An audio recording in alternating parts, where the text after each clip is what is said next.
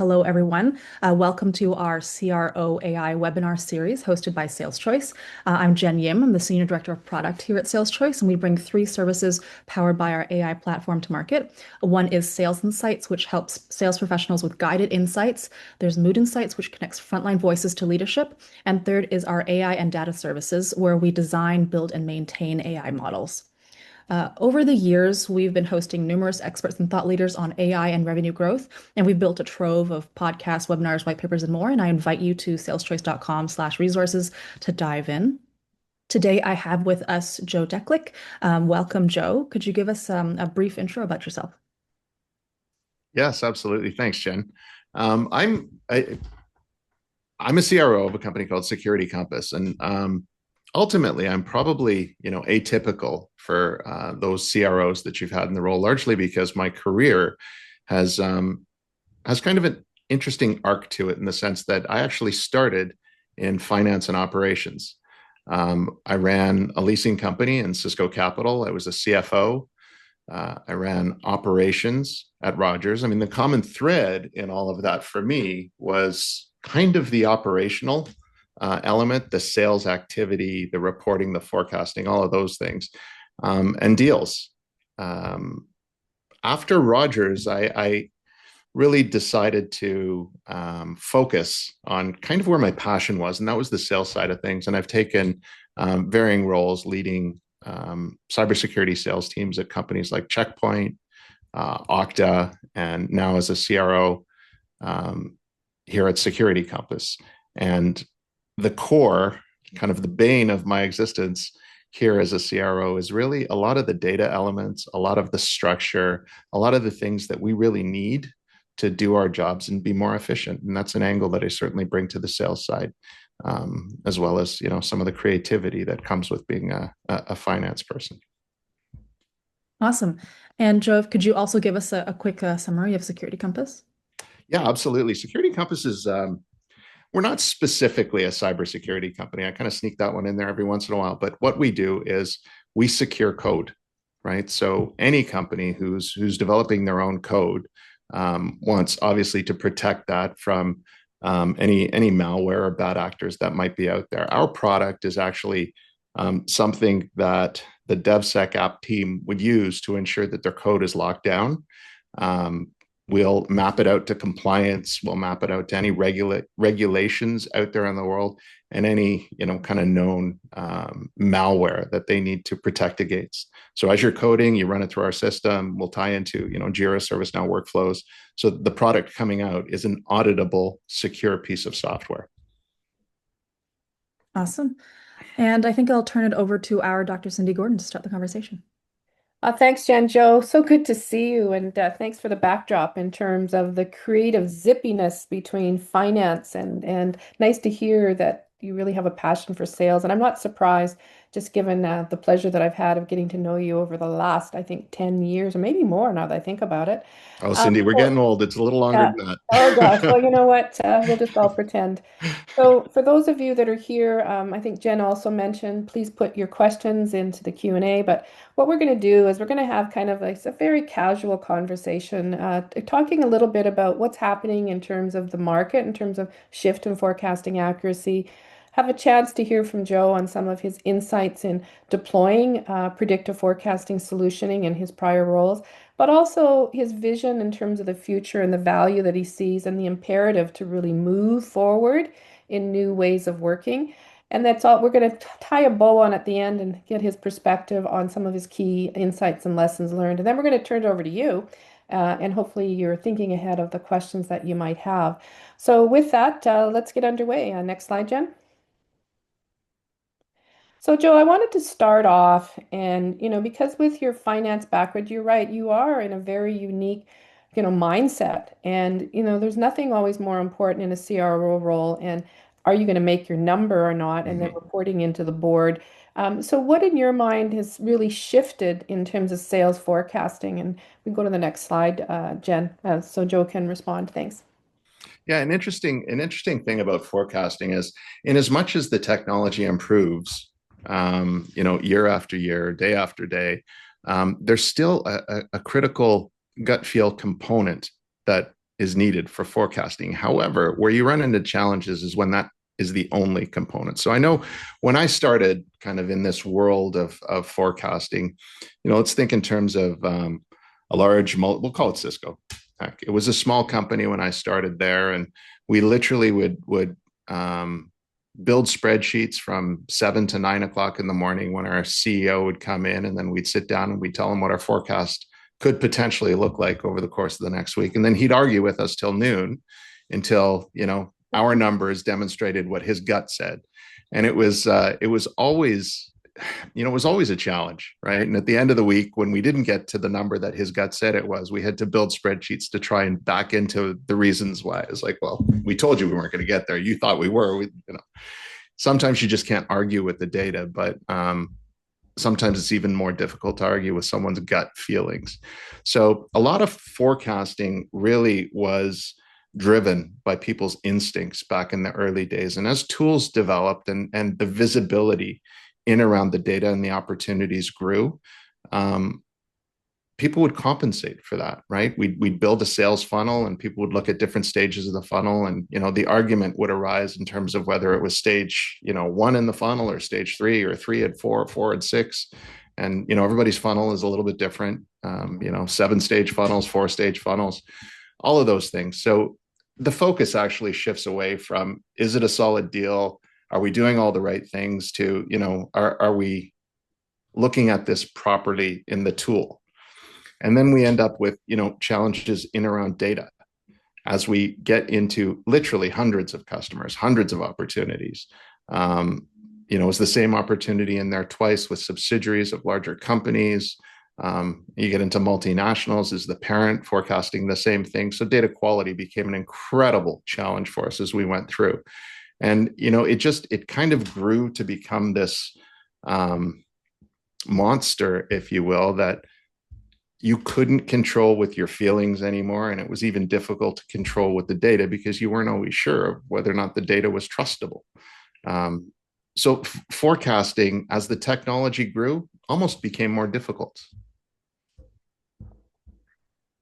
Yeah, I think that's a really good observation, Joe. And you think about, because I remember certainly back in the early days at Xerox, the same kind of dynamic, right? And the dialogue and the time and the effort. I think one of the things that I think is really cool now is that we can reduce our time, where the science can actually give you a confidence level and a precision to guide you and maybe put that time back into having real conversations with real customers, right? So, but it is definitely an evolution, but also I think you really nailed the point on the quality of the data, and we're still not there yet in robust adoption of CRM infrastructures. As much as all the vendors pump that, we all know that there's still issues, right, in getting all the behaviors aligned. Next So, slide, Jen. so leveraging the tools is actually another consideration that you typically have to work through over the years to ensure that the sales teams are actually populating with the data that you need and the data that you're actually looking at to establish the veracity of the opportunities that you have in the pipeline. So again, there's an entirely different skill set, an entirely different function that evolves from that. So when we think here in terms of RevOps and what that means, a lot of RevOps ultimately comes down to enabling the Salesforce to leverage some of the tools that you have and measure the tools the way they're meant to be measured against the sales opportunities, ensuring that you've got data completeness, ensure that you've got a clearer understanding of the sales methodologies, and those are being employed across the entire company in some uniform way that you can draw appropriate conclusions from them. You also want to be able to leverage kind of that RevOps function to look at some of the outliers in your data. What's really, really different here, or what's trending really, really different here. And again, that's part of the beauty that the data brings to us. It allows us to look at things more on a trended basis than an individual basis and react to that and act accordingly so that we can make some changes in the marketplace So and our do you think go-to-market.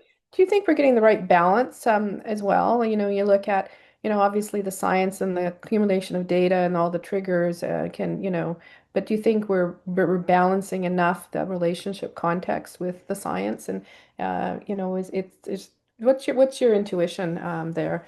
Because I see organizations that have skewed so far the other side that they're not spending enough time really looking deeply at, the relationship and the account structures.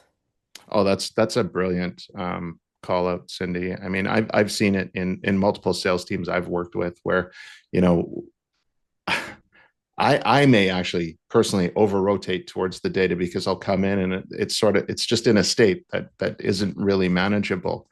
And the pushback I get in virtually every instance is, hey, it's kind of a people game too. Let's make sure we don't lose sight of that. It's easy to get lost in the data, but at the end of the day, a lot of what you're doing as a salesperson is you're selling to another person, an individual. The relationship matters. The relationship that your company has with the companies you're selling to, the relationship that people throughout your company have with people in the company you're selling to. So you get the single threaded versus multi-threaded. A lot of that gets mapped back into the data stream, though, where we have several fields where you really have to build out the relationship map. And that's where, I'll call it, bring it full circle and say, I might over rotate in the data, but without losing sight of the relationship, sometimes you got to bring that back in and say, okay, show me now where we've got a multi-threaded approach. Show me now where I, as a CRO, can engage in that account. Show me where I can bring our CEO into this account. What are the roles that everybody in our company can play with people in their company that are important to this solution? So it's really a long-winded answer, but it's really a balancing act, Cindy, where you have to look at all the data points that customer interaction provides you with and balance that with the appropriate relationships to ensure that we can action those and the customer trusts us. Because again, at the end of the day, trust is a huge component of both buying and selling. Yeah. Yeah, I see a lot of issues in the sense of, people not stepping back and, looking crisply at who are our most important customers, what percentage of our revenue do we have with them, and how do we make sure that the entire leadership team has eyeball to eyeball conversations with them? Because I think where people can get very lost in the patterning and also the renewals, and they're so focused also on net new that sometimes the foundations of what's really, really core. And that's, creates that vulnerability. And I don't see enough people looking at right now the eyeballs, like how many real eyeballs, real people conversations have you had, versus on a Zoomy or another, because there's a whole different dynamic as social creatures, right? So, anyways, we'll just leave it at that. We'll just continue on. Jen, next slide, please, if you don't mind. So, one of the, treats I think we have for everybody here is, you and I went on quite a long journey, when you were running RevOps, and I actually see Audie Winan is one of the folks here that's, was part of that journey. But what were, sort of your experiences in trying to move an organization? You were bringing in, I know, new innovation thinking, new practices, process to drive the enterprise organization forward. Obviously Salesforce was there. Data was a challenge. We were overlaying predictive forecasting. But as you step back, and obviously you've moved ahead and you've seen some of the value of these tools, but what were the key learnings that I think are important for people for recognize if they're going to migrate off of their spreadsheets and let go and move ahead? What are some of the things they need to really keep top of mind here? Yeah. Okay. So let me just sort of take a couple of steps back, and Rogers is a company that's been growing and changing, and even still is to this day. And my time spent at Rogers was really when Rogers was trying to consolidate a whole bunch of disparate businesses into a single Rogers for business. And I think they're pretty well there now, but I can tell you that getting there certainly wasn't easy because of things like legacy systems and data quality and that sort of thing. A funny story. I remember our president one day asked how much business we were doing with a bank. And there was, I don't know, a whole bunch of us in the room. We kind of looked at each other and said, well, we don't know, but we'll get back to you in a week. And, his eyes started to pop. Well, a week, what are you talking about? Well, we've got 7 billing systems. We've got 53 different iterations of this customer. We have to double check all the data. Like, our ability to focus in on an individual customer with all that data was next to nothing because the quality of the data was so poor. And now when you think of that, I mean, it was not only poor, it wasn't necessarily complete, right? There were different instances across, different business units, and people would focus on what mattered to them. So when you bubble that all up to the top of the organization, you were often hard pressed to get what you really needed. And I think a lot of large companies typically throw people at it, right? Because it's, certainly going back a number of years, it wasn't necessarily as easy to draw the associations that you can with AI, but there was a lot of people working really hard to keep that. So in terms of, some of the key learnings, I'll lean in on the data quality and data completeness. Without that, a lot of the tools that we have today don't even work, right? Like if we don't have the right level of completeness across the organization, if we're reliant on a certain field in our Salesforce, and only half the folks in the company are filling that field, that we're going to have some problems.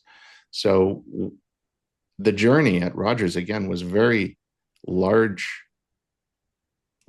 impacted by selling to our internal sales team the value of complete data, the value of putting all of those elements into Salesforce, not just from a reporting perspective, but from their perspective. I talked earlier about relationship maps. It's like, how can we get more engaged in those accounts? We don't know what the value of the account is to the company. Therefore, we don't necessarily know who to bring in. We can't build a creative solution for that customer if we don't know what that customer is doing with us holistically. And, as an individual, I'm frustrated when, I call my bank and they don't know how much business you're doing with them, or, my insurance company or whatever. Like, you would think they would have that handy, but, you can imagine when a corporation is calling their service provider and their service provider doesn't even realize that, oh yeah, I'm a data center customer too, or I'm a wireline customer. So we got a lot of that, and customers certainly want to feel like they matter and they're important. Without that data completeness, it was virtually impossible. Without the data completeness, you can't lean in on an AI solution today. So once the sales team was able to see some value, and they had to see their own value, once they were able to see some value in the data completeness, engaging more people in the company in their accounts, making them more successful, we were able to draw more conclusions at a higher level to make structural or foundational changes in the business to ensure that it would improve moving forward. Yeah, and if we go to the next slide and stay there, Jen, for just a moment, you were really the visionary, Joe, and I just very grateful as a CEO in the sense of you knew that in order to nail, I'm just going to say nail the sales resources, and for managers, they had to understand what were the fields in the AI model that were the most significant, that were contributing to drive an accurate predictive forecast, right? Mm. And so building out these constructs, was very much your vision. And we find that in our current accounts that this is the most important view to move organizations ahead. And we all say data quality must be there, or forget about AI. But they need visibility and behavioral accountabilities, right, to move to action. One of the things that we saw in one account was the VP of sales just bringing this view up in their, any call that she had with any of her sales reps or in their ops meetings. And at the end of the day, driving that thoughtfulness that it does need to be a source of truth to align to your commissions, right? And not everybody's got it right yet, right? Because still some people who are really high performers, they're still sandbagging, right? Because they don't want the visibility of what they're doing, right? And that's a whole other behavioral dynamic. Next slide, Jen. It's always got to be a bit of a carrot and stick as well, Cindy. It's not enough just to say go fill out the data. Yeah. That approach kind of works, but you find you really have to constantly reinforce that there has to be some value in the again, just using the sales team as an example, there has to be some value for the individual sellers Absolutely. in completing that data. And as long as you can illustrate what that value is to them and demonstrate that they're going to be better off for the data completeness, that buy-in goes a long way. Yeah. Yeah. Yeah. One of the things that, that is probably the hardest, right? Because, we built out that accountability structure, which says were we right or wrong in predicting the outcome? And so that kind of creates that affirmation. But to your point, which is so crucial, is a sales professional looking at the analytics and thinking and trusting? And it takes time. You kind of get that natural distribution where some people immediately go, huh, this is adds value. Others like to wait and see. But when they start seeing that the ones that are following those triggers and, what are the A's, don't chase the C's, and are actually meeting their quotas consistently, everybody wants to get to President's Club. I mean, that to me has always been my vision is how can you get all these happy salespeople? We all try and hire bright, bushy-eyed people with lots of energy, right? How do you get them all to the win? And I've learned over time that it's not just if you hire good people, the coaching systems, the enablements, but also all of those reaffirmations. AI is really just there as another guiding tool, I think. And you still need to put a lot of emphasis on trusting their own instinct, right? As well. Yeah. In this particular case, when you've got a lot of opportunities, sometimes it is difficult for an actual AE to have a clear understanding of what all of the opportunities mean to them. So being able to categorize what the actual A opportunities are, I mean, it's hand in hand with your own prioritization of your time, and prioritizing your time where the revenue is, as you said, the way to go to club. So when I talk about the value that you could provide back to the sales team, that was, probably the most important piece, right? I've got a big deal. I want to have the relationships in this company associated with the relationships in that company. I've got many, many smaller deals. I want to know which ones I need to focus on from an ABC perspective. Maybe I don't have time to look at any of the C deals this month. I need to focus on the A's and B's and make sure that all the relationships and relationship maps make sense, and I'm drawing the right people into it. And the reality is, if you're focusing on the A accounts, your success rate improves, your revenue improves, and that was certainly the outcome that we saw there. Next slide, Jen. So we only have about 15 more minutes, Joe, and we want to open it up for questions, and because I know Jen's got a few of them in there, but when you step back and look at the lessons that you've learned, what are the sort of the 4 or 5 key top of mind things that as people look at modernizing their Salesforce infrastructure, they want to move on to putting on a predictive forecasting enablement. What are some of the key things that you want to highlight and share? Yeah. So again, I think I've been very focused on data, and that certainly would come out as kind of one of the number one key learnings over the years. The quality of the data and the completeness of the data, irrespective of what tools you may be using, even in terms of enabling your own vision into the accounts, is critical. And it's consistency as well. Like we typically have, many different account executives with their own perspective. And sometimes you really have to help them understand what the right answer is and make sure that you can move the entire organization in the same direction, right? Like what's considered A for one person might be B for another, C for another. That data definition is critical. So that common understanding, that enablement across your organization around data doesn't often happen, but it's a critical component. And that's actually the first step in getting you to kind of the quality and completeness that you need in order to do anything else. I guess the most interesting thing right now is this: on a daily basis, we're seeing all the AI elements out there, and that old adage, garbage in, garbage out, has probably never been more true than it is right now. I mean, the AIs are learning with the LLMs constantly by the data that you're feeding them, right? So that data quality and data completeness becomes that much more critical to get any type of a response that makes sense moving forward. The next point here, I kind of prefaced the whole thing with that gut forecasting. Your customers are critical, and they buy from people. Your account executives have to have established relationships with your customers, and you want to be able to arm them with good data, good account knowledge, an organization to support them in that sales effort.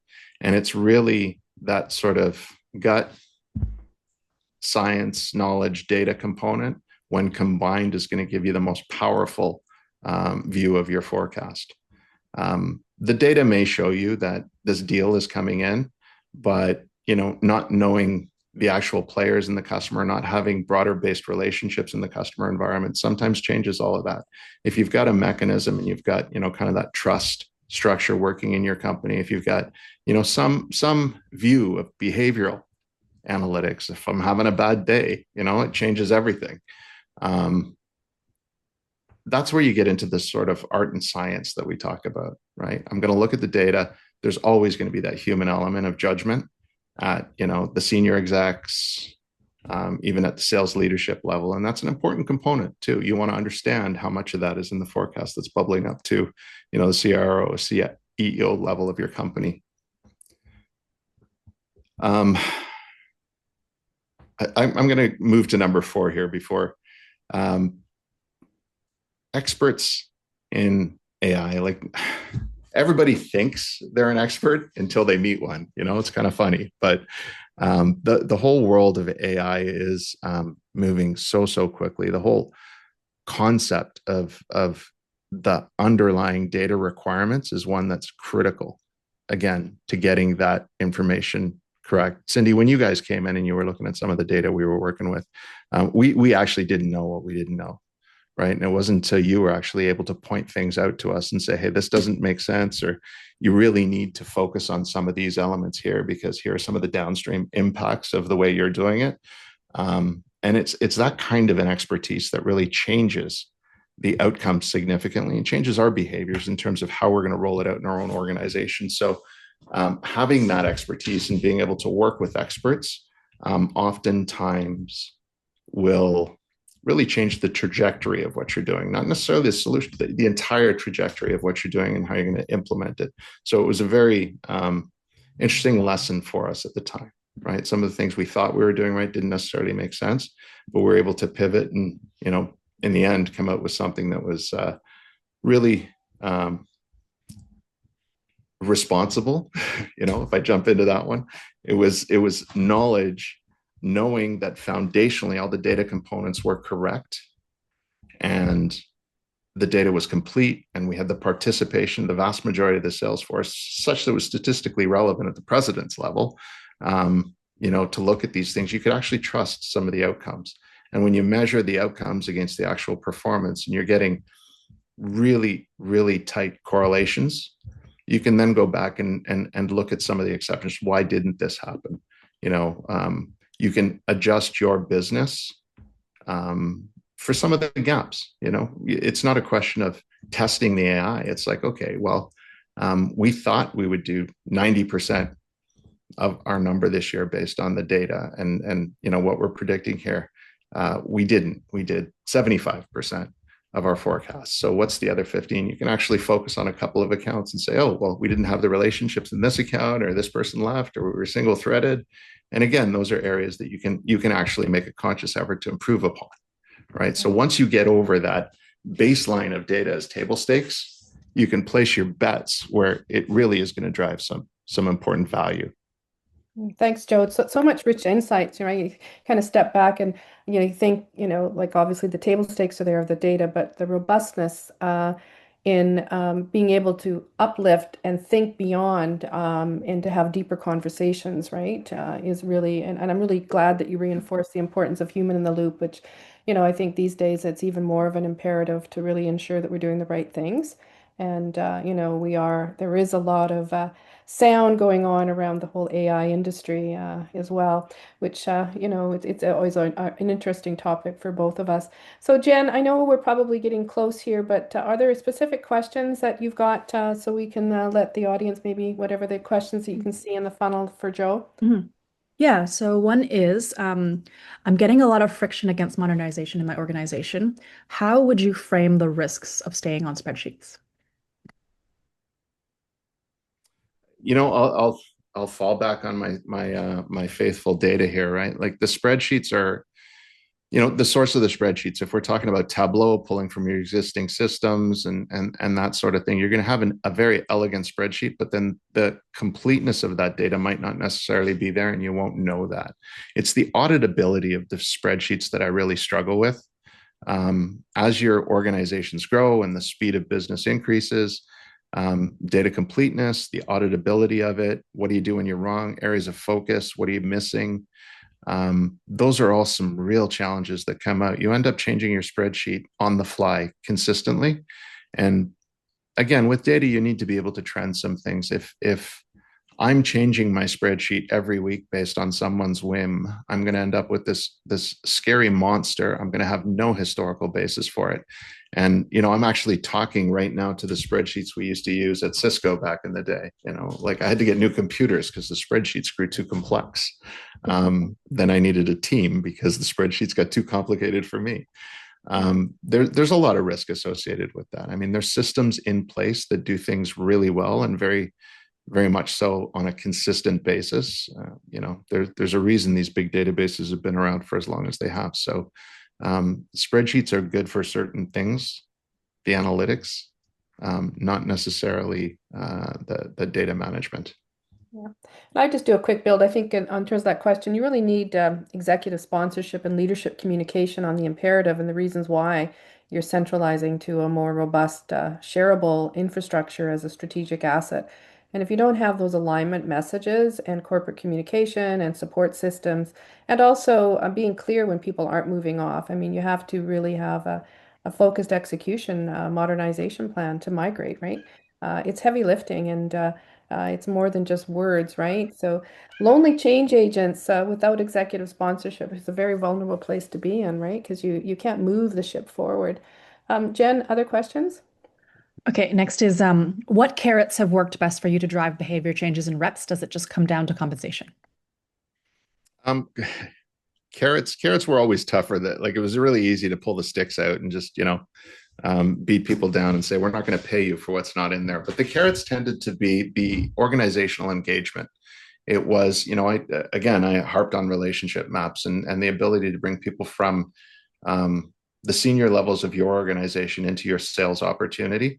That is critical to a salesperson, getting that multi-threaded approach into your accounts, knowing that you might have the right technical team when you need them there, or the right executive team to, comfortably go around some of the blockers in your account without having it blow up. You can't do that, on whims. You have to do that more structurally and arguably you have to have a good program in place to react to things like that. And that was something that often really played itself out well.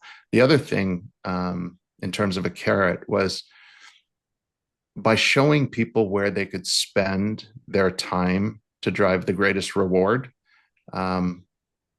The smart, successful sales folks jumped on that one right away. I've got so many hours in the day. If I focus on all of my accounts that are A's, I'm going to make the most money. I'm going to hit my numbers. I'm going to be successful here. And, you'd get a couple of people who jump on that bandwagon early. And then as soon as other folks would see the success, they'd jump on as well. So that was a big thing. So you could conceivably put more money in a person's pocket by focusing their time and energy on the deals that were most likely to close. And again, by bringing the company resources into an account early with the knowledge they needed to help those account teams be successful.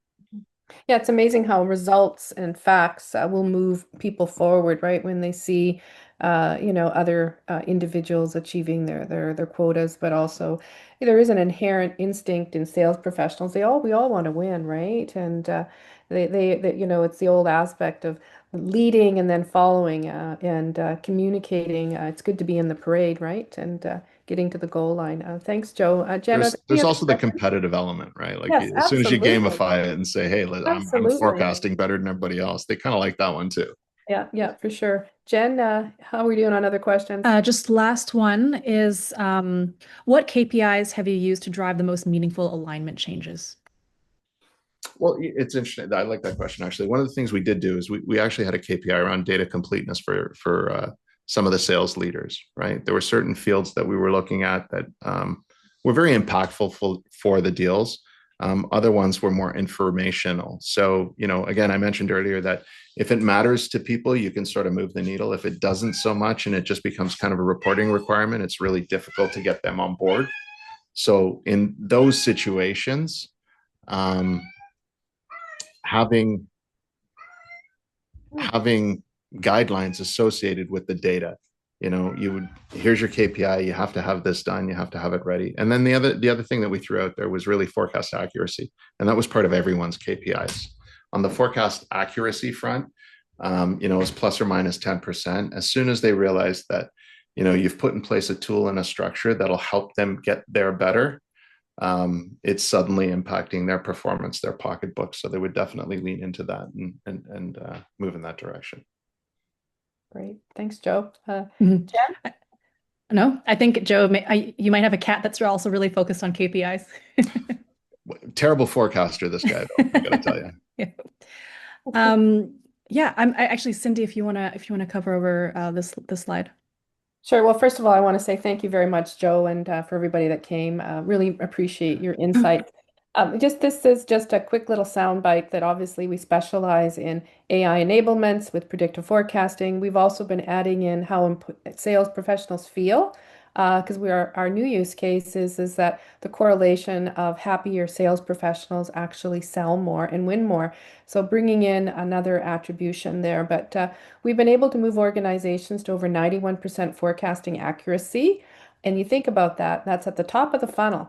And Joe really nailed it when he said, focus on the A's. There's only so much time in the day. And if we can give people that clarity with science and proof and validation, what a better way. And the other thing is, with the data completeness view, we can actually move people to the Salesforce adoption with that visibility. And it's not to say that the science is everything. The leadership alignment's critical. The ROI is, to me, it's a no-brainer. We've proved that out time and time and again. Part of it is just getting underway and recognizing the speed that we're moving in, that we can't stay locked into old ways of working.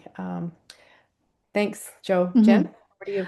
And thanks so much to Cindy and Joe for joining us, and to everyone else for joining us today. It was a pleasure to connect. And I'd like to invite everyone to go to saleschoice.com, and there's a contact page there. Feel free to book a call if you'd love a demo and to see what we can do for your Salesforce.